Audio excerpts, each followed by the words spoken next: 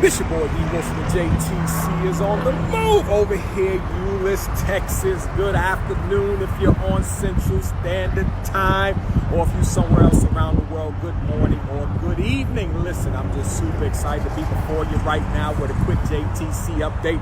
If you've been keeping up, you know, me and my wife, we were locked in a hotel room trying to get work done, and I was hitting these prison letters and got some done. Got a whole bunch more done today, so I'm excited about it. Just so you know, and before I get into that, you know, we go back into the high school Euless Trinity tomorrow to impact the youth tomorrow morning. So I'm excited about that. That'll be our second session for this school year. So we're excited about that. I'll be hitting you tomorrow with the topic and what was shared and all that good stuff. But we got letters going out today. We got 9 letters going out. 5 going out to the Price Daniel unit in Snyder, Texas. We got 1 going out to the Hughes unit in Gatesville, Texas. We got 1 going out to the Stringfellow unit in Rocheron, Texas, which is south of Houston, or I believe southwest of Houston. We got 1 going out to the Smith unit in La Mesa, Texas. And we got another 1 going out to the Michael unit in Tennessee, Collie, Texas, which is also West Texas. So listen, these guys are something else. You know, I never know when I open up a letter. Well, some guys I kind of know them, so I kind of know where they may be coming from, whatever they might be sharing. I don't know until I open it up. But a lot of new guys, a lot of different letters I know by the names.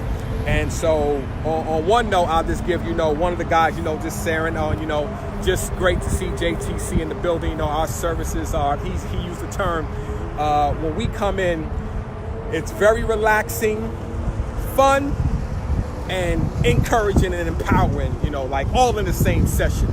So that's one of the things that we try to do with the relaxed approach that we do from a traditional church service, is that we try to, let the guys kind of unload and not be on guard like somebody's getting ready to come on and hit them over the head with the word of God, but that they can be relaxed. A lot of times in conversations, if you can get somebody to laugh, you might be able to get your point across better. That's just something for you scholars out there who are real detailed, and you want to come in and do point 1, point 2.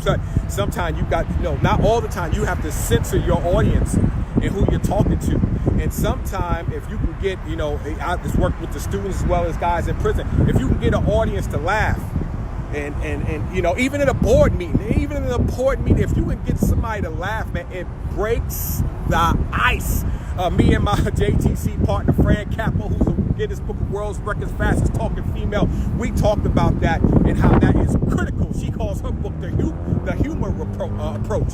It's critical to be able to break the ice. You just don't want to be sharing information. You want to make sure the information that you're sharing is getting to the people that you're talking to. That's the whole purpose of talking in the first place. So I'm excited about it. Also, one of the guys, and a lot of times some of these guys have literally challenged me, with JTC. Okay, what do you mean by this? Where JTC headed right now? And sometimes, I call it blind spots. I've learned that term, that sometimes, I can miss stuff.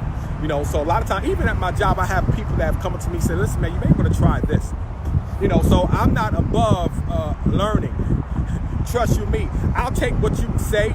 If it ain't no good, not that it's not good, it just might not be good for us, but I'm always trying to listen, to learn, to change, to grow, to make things better, because I don't know everything. And one of the things that the guy implemented or shared with me for consideration was some of the stuff that we do in the services, and to just he advised me, just to consider tweaking a few things and hit on some other points a little bit more. And as I read it, and I was like, you know what?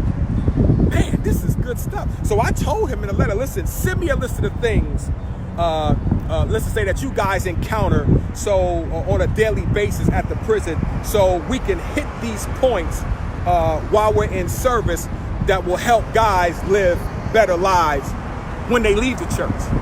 See, it's one thing when you come into a service, it's a lot of people go to church, but it's another thing when you come out of there and try to implement to live the life that you profess you believe.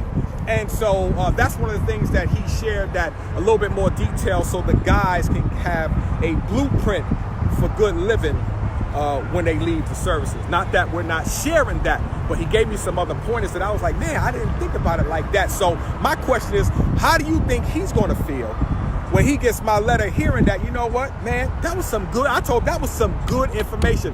Give me a list of stuff. Let's see how we can incorporate this. So my word to you today as I close, just because somebody may seem to be quote unquote beneath you, what's beneath you? Wherever you at in life, and those who you look down on or look like they're less than because maybe they don't have the house, the car, the money, the job, the wife, the husband, or whatever we call success. They didn't make it to the NFL or the NBA, whatever we call success.